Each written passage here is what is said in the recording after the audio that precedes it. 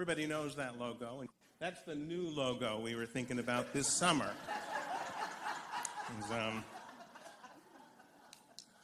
We've done a lot of work, and it's not really as obvious as you might think it is looking around. For example, like those doors have always been there, but they don't lead to the office anymore, even though there's a sign up in there that says they do. A lot of the changes are subtle. I like these. You might notice them around, these little exit signs on our external doors. They're there because literally on the day of our final inspection, the building inspector had left after giving us a thumbs up, and we are standing in the atrium high-fiving each other. He calls us from his truck while he's driving out the driveway and said, "I didn't see any exit signs on your exit doors." And we said, "What are you talking about? The building's full of these things." He said, "No, with Braille, 48 inches above the floor." This was a reminder that the building codes inspector knows more about welcoming differently abled people than we do. It was a lesson learned multiple times over the summer. Now, I've noticed people coming back and they look at the atrium and they think, "This is great. This looks nice. You painted and you must have washed the carpet. It looks great." But if you'd been here looking at that room in July, you'd be really aware of what's been happening. This beautiful room was a construction site. Even here when they walk in and see the new entrance, people stop and go, "That's nice. What was it before? I can't really remember. Is it just that the doors are open?" No, if you'd been here, you'd known that 3 walls loaded with plumbing, wiring, phone cables, shelves, telephone equipment had to come down to make that nice opening. It looks great now, but it was a lot of work. If you look out the window of our minister's office, you'll see this parking area. It wasn't there before. What was it? What did it look like before? People don't remember.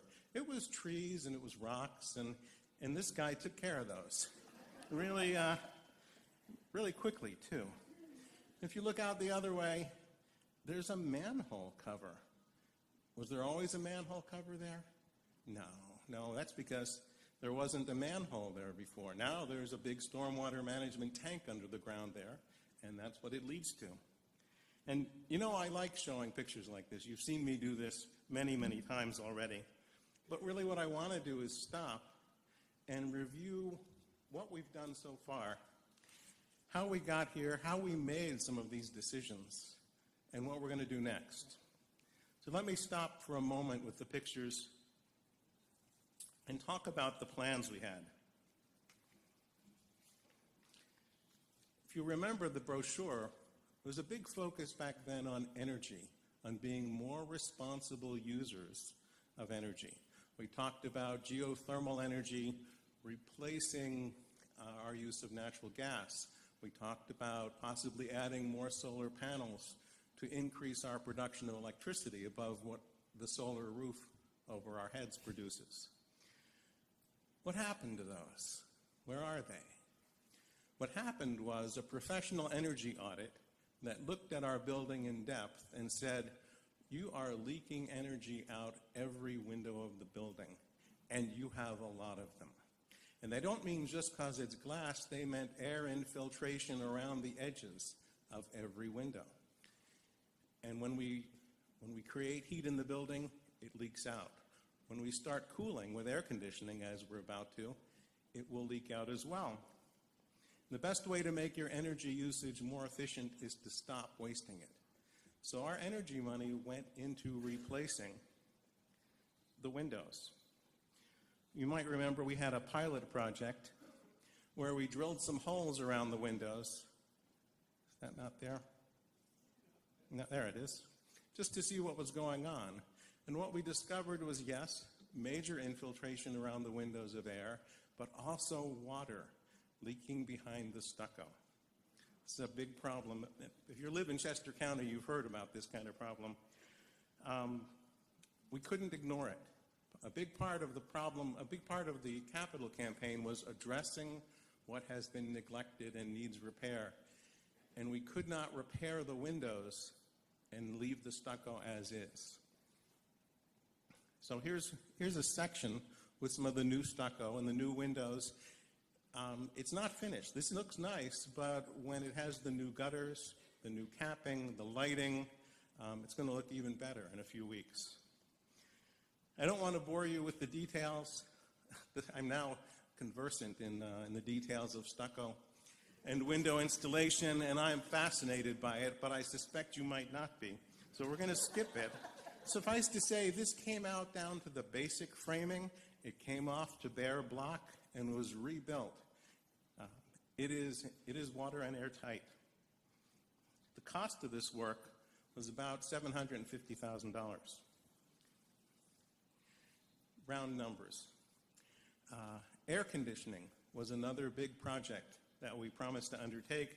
Make the whole first floor air conditioned so church is more enjoyable in the warm months and the space is more attractive for events, for renters, for weddings, and also to air condition the classrooms, which are, as everybody knows, warmer than it is down here. There were big constraints. We have no room for ducts. We considered a lot of options, and we decided, as you all know by now, that's not the picture. I'll tell you what words go with that. It's that putting in these windows was not easy. They're not all square. Some of them are custom made. They're very heavy. They're awkwardly placed. They're hard to install. It was a big job. That's why it cost so much money. Air conditioners. You see these things now around the building. A problem we had was that after the cost of the windows and the stucco, we really couldn't afford to put these air conditioners everywhere. The first level and some portions of the other level. And they're expensive, but they were worth it. We decided to do that. Enter at that moment St. David's Nursery School. And not everybody knows that in addition to paying us rent, they also made substantial capital investments in the building, one of which was to pick up the remainder of the air conditioning. So at this point, the entire building, every level, every room, is air conditioned. There are 43 of those units scattered around the building. I'm not showing you photos. Have a treasure hunt. Go find all 43. It's kind of interesting. Some are in the ceiling. You'll have to look up. They are driven by 8 big compressors. They're located right outside the kitchen. You can see the fence that surrounds them over there. From above, it looks like a small industrial city has been constructed outside the church.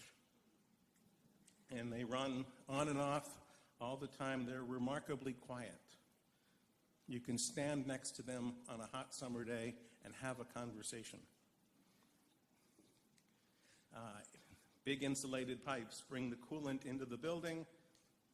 They run through the Greeley Library, and from there they're routed invisibly throughout the entire building. See, that soffit wasn't really there before. It's filled with this stuff. Altogether, that air conditioning costs approximately $500,000.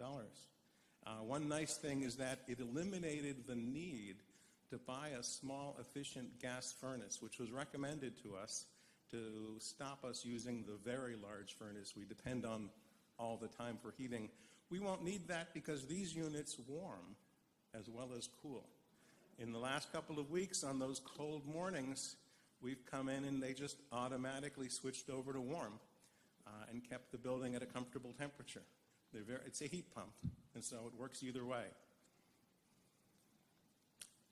We promised LEDs everywhere.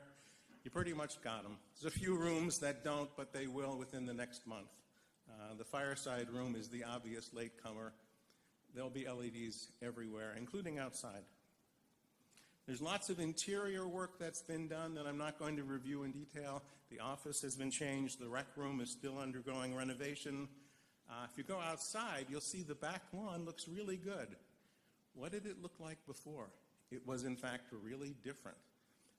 You can discuss it. Go out and enjoy the grass. and think about what was there before. Also, St. David's Nursery School, I'll just mention this, all the classrooms have been renovated. Wasn't our capital project. They wanted it. You should see them. They're really nice. Also, they made the connection with the municipal sewer system, an enormous project. I'm not going to entertain you with pictures of the sewer system, but there's a sunken tank out back with an electric pump hooked up to our generator because you don't want it to fail. There's a manhole out on our front parking lot, and 2 additional manholes were installed along South Valley Forge Road. It was a giant project, and it was amazing that it was completed on time. But it was. We promised as part of our capital campaign a lot of outside projects, playground, deck, new parking areas. What happened? Where did we go with those? Let me say first that this is not our playground. We did not build a playground yet. It's still on our capital campaign list. This isn't even a playground that the school likes, but they are required to have one. This is a minimal playground built to make a deadline. It's the right size. It has some things to do. It has sand, which not everybody's thrilled about, but it meets the requirements. So in the future, there will be a capital playground project which we undertake jointly with the school. I just want to say we haven't built ours yet. I looked outside just now, and there's no social deck. In case you haven't noticed, we didn't build that yet. I even checked on Google Satellite. It isn't there. Well, I know we said we'd build it. We haven't gotten to it yet. What did we do out there? Well, there's a really nice handicap parking lot and a walkway that's been rebuilt to be ADA compliant. We had to redo the driveway out front so that when it came around to the side, it would arrive at the same level as the parking. Otherwise, it would have been about 13 inches higher than the parking lot.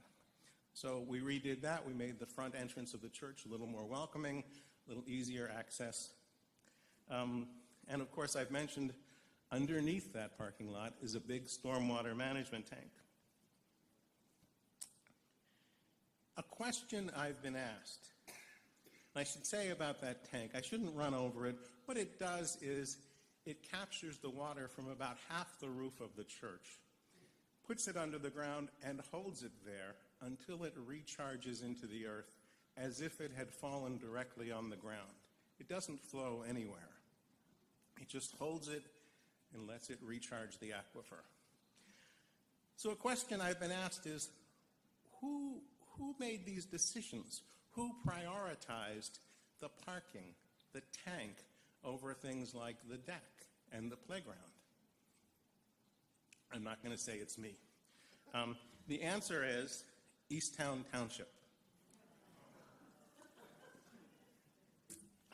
A group of people who have been fantastic to us and helped us through this project at every step. So no complaints about Easttown Township. But they did say, you know, there's a rule in construction, 20% of your budget needs to go toward making yourself more compliant with the Americans with Disabilities Act. And in this case, they said, you said you're planning to do some more parking work. You said you're going to be welcoming. We want to see that parking space. We want to see those parking spaces now, because for years we've had handicapped parking up front, which was handicapped accessible in name only. It didn't meet any of the requirements. They insisted we do this first. They also changed a certain rule on us. We're in a residential neighborhood, but we have more asphalt than any house would ever have. And if we tried to do it today, we wouldn't be allowed, but we're grandfathered in. Traditionally, they've let us make changes. We can take some asphalt away here and put it over here and trade off. They finally said no more of that.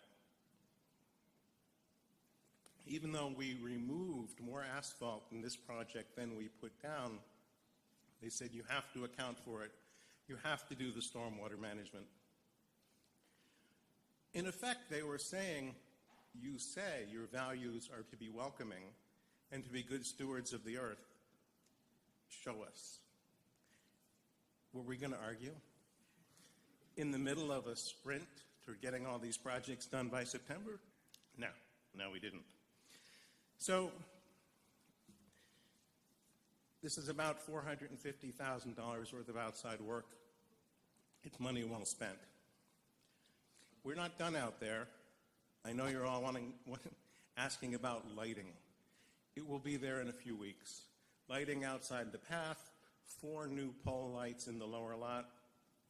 It will be a well-illuminated parking lot. Quick things. What's left to do? Everything that's not done yet outside, the stucco, it's all going to get done. There'll be a little roof work, all the gutters, all the downspouts, they'll all be replaced. The recreation room's not finished. See if I have a picture of that. Even though it looks like it's not nearly done, Friday. We're opening it up this Friday. And soonish, we'll return the Greeley Library to its former state. There are lots of things like this. There are other things on our list, but key among them are the things I've mentioned. Right, the playground, the Capital Reserve Fund, which Dana mentioned, and the social deck. These are the 3 big things that I keep being asked about. Are we going to do these? Yes, we are. When are we going to do it? Well, this is a 5-year project. This is the middle of the 3rd year. Let me tell you about the money. As Dana told you, we have received about $2.5 million. We have committed about $2.4 million of that to the current work. A little less than that, really. We won't know the exact figures till later this fall, but it means that of the $3.5 million pledged, there's somewhere between 1.1 and 1.4 million still available. $750,000 goes into the reserve fund, and the remaining $400,000 will be enough to do these things. The playground, I bet we'll do this spring. It'll be enough. The playground, I bet we'll do this spring. The board has asked us to really commit that $750,000 before we do any more serious construction. And what remains will definitely be enough to build a deck. The timing really depends mostly on your continued generosity in fulfilling your pledges. You've been wonderful. You've been honoring those pledges regularly. If you keep doing this, all of this will happen sooner. And we'll be able to build them as well as we want. That's really it. If you want to see more pictures, if you like pictures, I'll put up my entire construction photo album on Facebook and Google over the next month or so. If you're wishing I'd spent more time explaining the costs, we're going to do that for the board this year. It'll all be public soon. If you've got questions about pledging, if you're inspired to go give more, go right to Dana. If you have questions about this, please come ask me. Send me an email. And finally, I want to thank you for the privilege of being able to help direct this work. It has really been like this, but it has been a real privilege also. Thanks.